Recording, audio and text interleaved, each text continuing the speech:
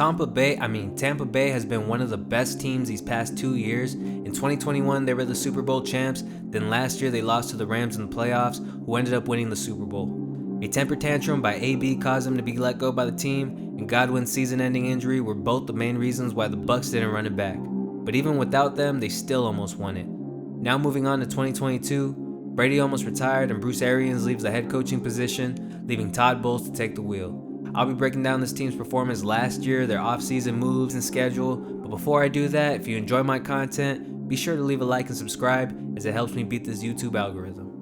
Looking at their passing stats, they were the first in attempts, passing yards, and touchdowns, had the 6th best QBR, 7th best completion percentage, and 10th least interceptions thrown. This was a top 3 passing offense, no surprise. But their run game wasn't as great. 2nd least rushing attempts, 7th least rushing yards, but 9th most rushing touchdowns. They had 61 total touchdowns, which is the most. The average team ranged around 40 touchdowns a season, so that goes to show you how much this offense was clicking. Looking at the offense, they are stacked all around. Tom Brady at quarterback with Blaine Gabbert and Kyle Trask as the backups. At running back, you have Leonard Fournette, Giovanni Bernard, Keshawn Vaughn, and Kenyon Barner as your backups. The Bucs lost Rojo, so they picked up Rachaad White in the draft, which could be a solid pickup. At wide receiver, Mike Edwards, Chris Godwin, Rashad Perriman, Scotty Miller, Tyler Johnson, and Jalen Darden remain, with the addition of Russell Gage from the Falcons in the slot. As everyone knows, the team lost AB, and if he was on this team, they would be the favorite to win the Super Bowl hands down, but I know this team could still do it without him. At tight end, Gronk retired and O.J. Howard signed with the Bucs, but the Bucs didn't sign anyone in free agency and decided to pick up Cade Otton and Ko Kieft in the draft and will back up Cameron Brake.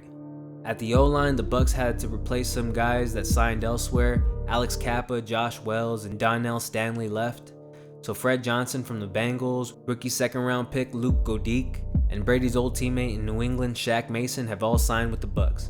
You still have Tristan Wirfs, Ryan Jensen, Aaron Stinney, and Donovan Smith. No matter what, with Brady at quarterback, this line should be a top 10 O-line. Moving on to the defensive stats, they had a really good team, allowing the 3rd least amount of rushing yards, 5th least total points allowed, 5th most takeaways, 7th most sacks, and 13th most total yards allowed. The defense is going through some changes. On the D-line, Ndamukong Suh and Jason Pierre-Paul have moved on and were replaced by Akeem Nicks from the Bears and rookie 2nd rounder Logan Hall at D-end. Vita Vea and William Golston remain, so this D-line should still be solid. At linebacker, you have the same starters. Only Kevin Minter is gone and his replacements are undrafted rookies. At corner, Richard Sherman dipped, but the rest of the team stayed. And at safety, Jordan Whitehead signed to the Jets, so Logan Ryan and Keanu Neal were added, and they'll be playing alongside Antoine Winfield Jr. and Mike Edwards. This defense just reloaded even after losing 4 starters. The linebacker unit is probably the best in the league, and on the D-line, they still look solid without Paul and Sue now that they've signed Akeem Hicks. They may face a little setback on the pass rush, but improvement in the secondary.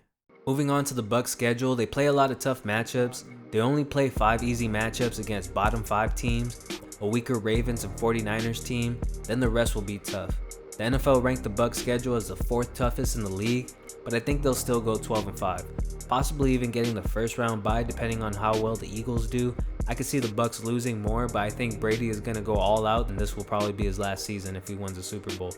I'll put money on that. Hey, Bucs fans, how do you feel about this season? Do you agree with my prediction? Let us know in the comments below. And by the way, if you bet on NFL games, click on the link below and visit thegridironbets.com. I go over all the research for each game so you don't have to. I also show you my picks and host a group chat for NFL bettors, giving you everything you need to have the best betting experience possible. It's convenient, it's free, and from what I've seen, there's nothing like it. With that being said, if you enjoyed my content, be sure to give me a like and subscribe as it helps me beat this YouTube algorithm.